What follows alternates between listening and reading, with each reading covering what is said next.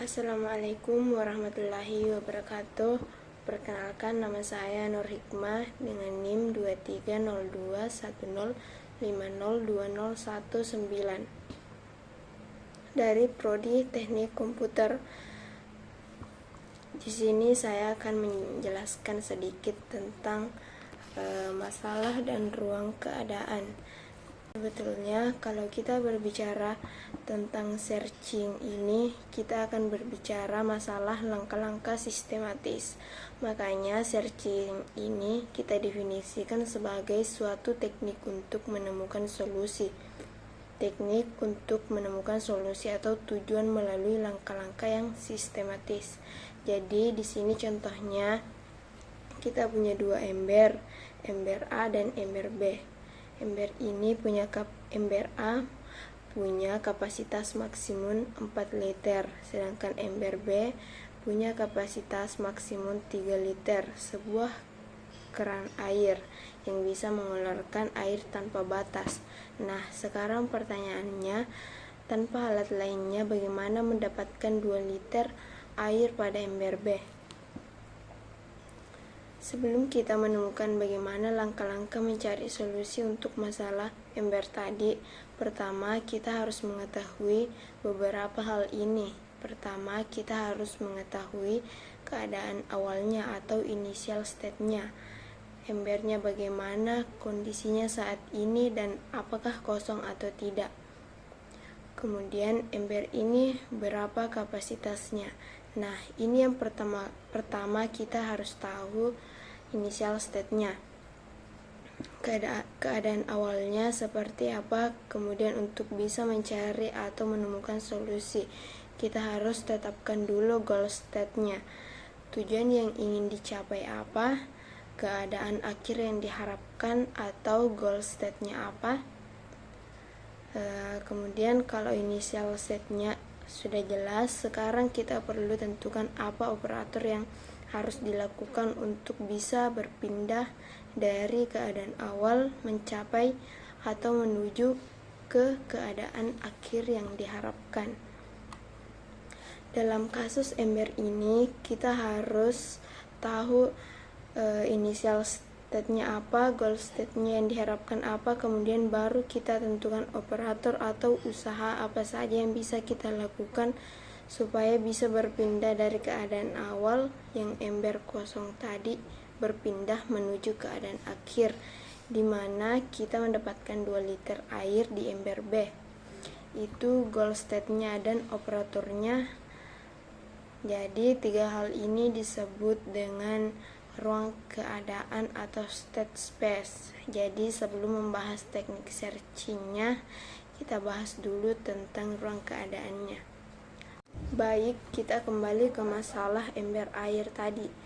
Apa initial state dari soal ember air tadi? Initial state atau keadaan awalnya adalah kedua embernya dalam keadaan kosong, ember A kosong dan ember B kosong. Ember A punya kapasitas 4 liter dan ember B punya kapasitas 3 liter. Ini adalah initial state-nya, kondisi awalnya. Jadi kita harus tahu kita mau berangkat dari mana, kemudian kita mau kemana. Itu adalah state goal-nya. Itu adalah goal state-nya. Selanjutnya, operator ini adalah usaha-usaha yang bisa kita lakukan untuk berpindah dari satu keadaan, pindah dari satu state ke state yang lainnya. Nah, pada kasus ember tadi, supaya kita mendapatkan 2 liter di ember B, kita harus menuliskan usaha apa saja yang harus dilakukan. Nah, yang pertama, isi penuh ember B.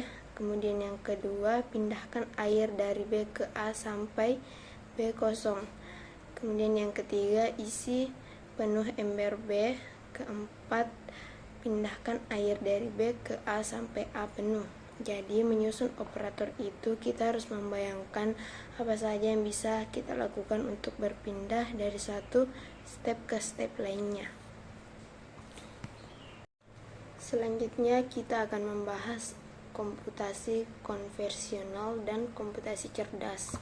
Nah, komputasi konvensional adalah cara di mana komputer diberikan instruksi spesifik untuk menyelesaikan suatu masalah secara berurutan atau step by step. Dalam komputasi konvensional, komputer bekerja berdasarkan algoritma yang telah disusun secara jelas.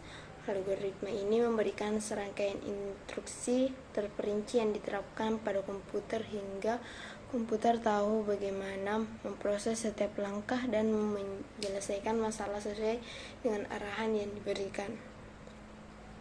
Sebaliknya, komputasi cerdas lebih fleksibel dan didasarkan pada kemampuan untuk memanipulasi dan mempresentasikan simbol-simbol. Simbol ini bisa berupa huruf, angka, kata, atau bilangan yang menggambarkan objek, ide, atau peristiwa. Komputasi cerdas memanfaatkan teknik penalaran dan pembelajaran, di mana sistem ini bisa menarik kesimpulan berdasarkan pengalaman sebelumnya.